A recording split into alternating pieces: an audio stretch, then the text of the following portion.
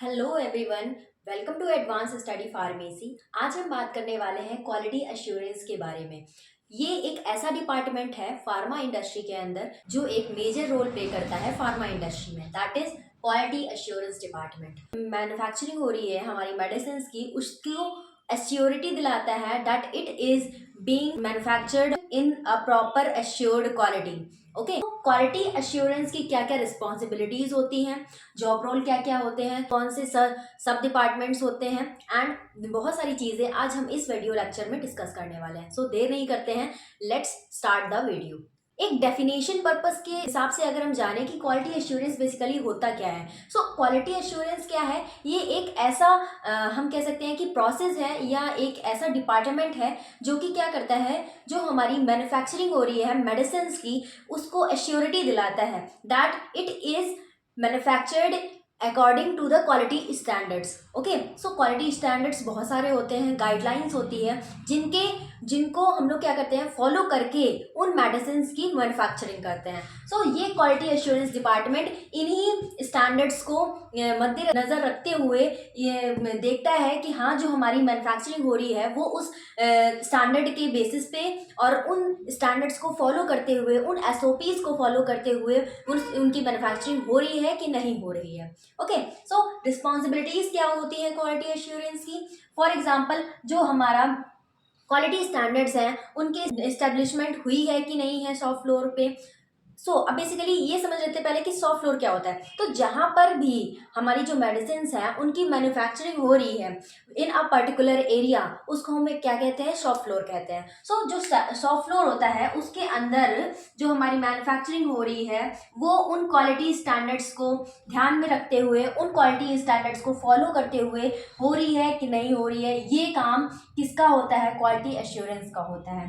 Then जो हमारे quality audits होते हैं उनको भी हेल्ड करवाने का काम किसका होता है, क्वालिटी एश्योरेंस डिपार्टमेंट का होता है। जैसे कि जो कोई भी डेवलप करना है हमको, कोई भी स्टैंडर्ड प्रोसीजर डेवलप करना है, कोई भी एसटीपी एसओपी कुछ भी हमें डेवलप करना है, मेथड जनरेट करना है, तो उसको जनरेट तो कर देते हैं। फॉर एग्जांपल आरएनडी ने जनरेट कर दिया कि ये हमारा मेथड है, उसको एश्योरिटी कौन दिलाएगा, the department is known as quality assurance. Okay, अब कोई भी कापा हमें इम्प्लीमेंट करना है, फॉर एग्जांपल कोई भी एक चेंज लाना है उस एसओपी में। अब कोई भी एसओपी हमारी बन गई, ये पॉइंट्स थे उसमें, एंड जो फिफ्थ पॉइंट है उसमें थोड़ा सा चेंजमेंट लाने से हमारी जो क्वालिटी है, स्टैंडर्ड है उस मेडिसिन का, उस पर्टिकुलर मेडिसिन का, वो अगर और बेटर हो सकता है, तो उस चेंज को लाने के लिए या उन सब चीज़ों को इम्प्लीमेंट करने के लिए कौन सा डिपार्टमेंट मेजर रोल प्ले करता है, that is quality assurance department.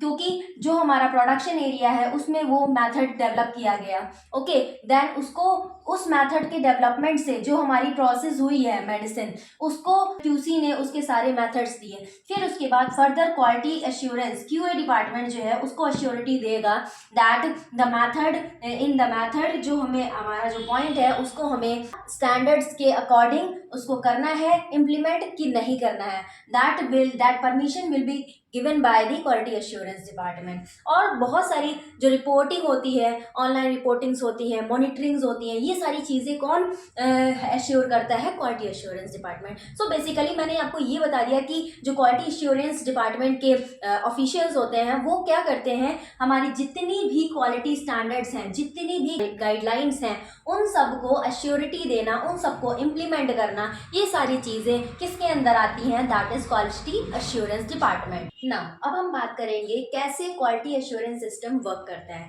तो क्वालिटी एश्योरेंस सिस्टम को, क्यूए को हम लोग एक दो तरीके में हम लोग डिवाइड कर सकते हैं, इजिली आप बेटर समझ पाएंगे इससे। ओके, सबसे पहले क्या होता है, सिस्टम क्यूए में अगर हम बात करें तो कैसे, कौन कौन सी ऐसी चीज़ें हैं जो कि हमारी वर्क करती हैं अकॉर्डिंग टू सिस्टम।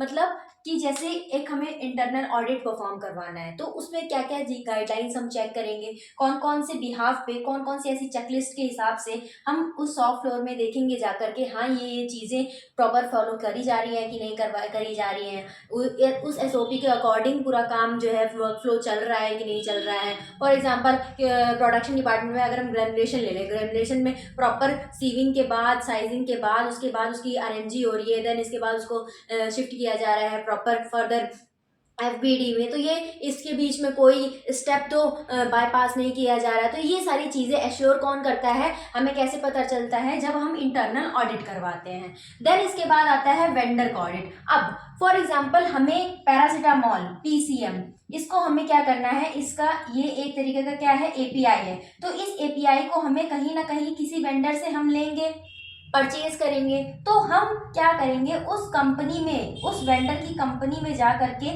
ऑडिट फिक करेंगे, जिससे हम देखेंगे कि वो जो हमें एक क्वालिटी मिल रही है पीसीएम की, वो क्वालिटी अच्छी है कि नहीं है, हमें उस प्रॉपर क्वालिटी स्टैंडर्ड का प्रोडक्ट मिल रहा है कि नहीं मिल रहा है। तो इसके लिए हम क्या करते हैं, वेंडर्स के यहाँ भी ऑडिट करते हैं। देन इसके बाद इस क्वालिटी को कौन अंजाम देता है, quality assurance department, QA department. Then इसके बाद कोई भी हमें चेंज कंट्रोल लाना है, किसी एसओपी में हमें क्या करना है, और भी ज़्यादा मॉडिफिकेशन करना है, तो इसके लिए हम क्या करते हैं, चेंज कंट्रोल लेते हैं। देन इसके बाद आता है कापा, corrective action, preventive action.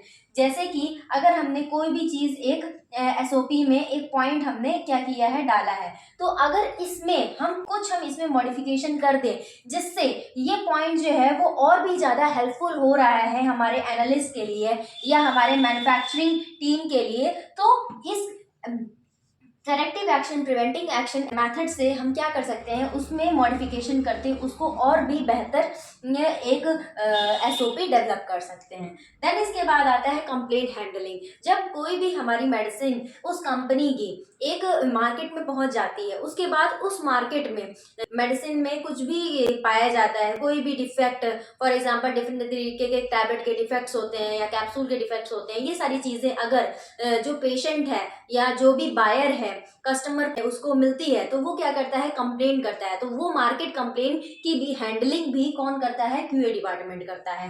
Then इसके बाद आता है ट्रेनिंग प्रोग्राम। अब न्यू एम्प्लॉय है तो उसकी ट्रेनिंग से रिलेटेड जो भी चीज़ें हैं, सबसे पहले कौन हेल्ड करवाता है, क्यूए डिपार्टमेंट हेल्ड करवाता है। तो उसके डिफरेंट डिफरेंट क्राइटेरियाज होते हैं कि हाँ जीएमपी की ट्रेनिंग करवानी है और डाटा इंटीग्रिटी की ट्रेनिंग करवानी है। तो ये सारी चीज़ों को कौन देखता है, आगे हमारा क्यूए डिपार्टमेंट देखता है। अब आ जाते हैं, ये तो हो गया हमारा सिस्टम से रिलेटेड। देन आ जाते हैं प्रोसेस से रिलेटेड। जैसे अब कोई भी हमारी एक एग्जाम्पल से ले लेते हैं कि ये हमारी एक न्यू मशीन है जो कि आई है हमारे मैन्युफैक्चरिंग एरिया में। तो अब सबसे पहले इसका क्या होगा, इंस्टॉलेशन होगा, इसकी वेरिफिकेशन होगी, एसओपी डालनी है, उसका मेथड डाला जाएगा। देन इसके बाद क्या होगी, इसकी इक्विपमेंट की वैलिडेशन होगी, इसकी वैलिडेशन के बाद इसमें सॉफ्टवेयर की वैलिडेशन होगी, प्रोसेस जो कर रहे हैं जिसमें जो भी प्रोसेस फ्लो होना है उसकी प्रोसेस की वैलिडेशन होगी। तो ये सारी चीज़ें क्या आ जाएंगी, प्रोसेस वैलिडेशन, इक्विपमेंट वैलिडेशन और सॉफ्टवेयर वैलिडेशन। देन इसके बाद आ जाता है, ये सारी चीज़ें होगी हमारी, क्या होगी, प्रोसेस वैलिडेशन में। अब आईपीक्यूए क्या करता है, आईपीक्यूए क्या है, in process quality assurance.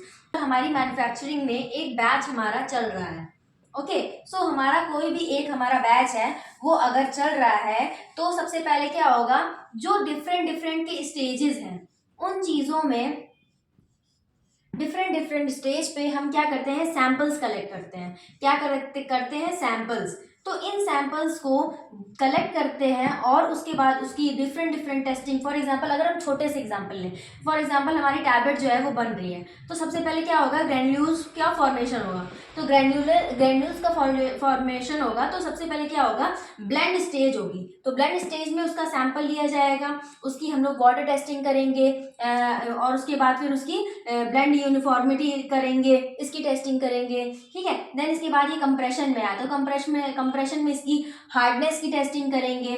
Then इसके बाद इसकी जो फ्राइबिलिटी होती है इसकी टेस्टिंग करेंगे। तो ये डिफरेंट डिफरेंट साइकिल पर, मतलब बैच के फॉर्मेशन पे मिड से हम लोग क्या करते हैं, एक प्रॉपर एक सैंपल लेते हैं और उसकी हम लोग टेस्टिंग करते हैं। तो वो कौन सा डिपार्टमेंट करता है, हमारा आईपीक्यूए करता है। क्यूसी भी करता है, बट आईपीक्यूए क्या करता है, इनको उस फ्लोर पे रहते हुए टाइम पे वो क्या करता है, इससे ये देखता है कि जो हमारी टैबलेट बन रही है वो क्वालिटी की स्टैंडर्ड्स को मैच कर रही है कि नहीं कर रही है। देन अब इसमें कोई भी डेविएशन हो जाता है, फॉर एग्जाम्पल मशीन ने एक अलार्म दे दिया, कंप्रेशन मशीन ने एक अलार्म दे दिया, तो वो अलार्म किस वजह से आया है, उसकी पूरी इन्वेस्टिगेशन जो होती है वो कौन करता है, हमारा क्यूए डिपार्टमेंट करता है।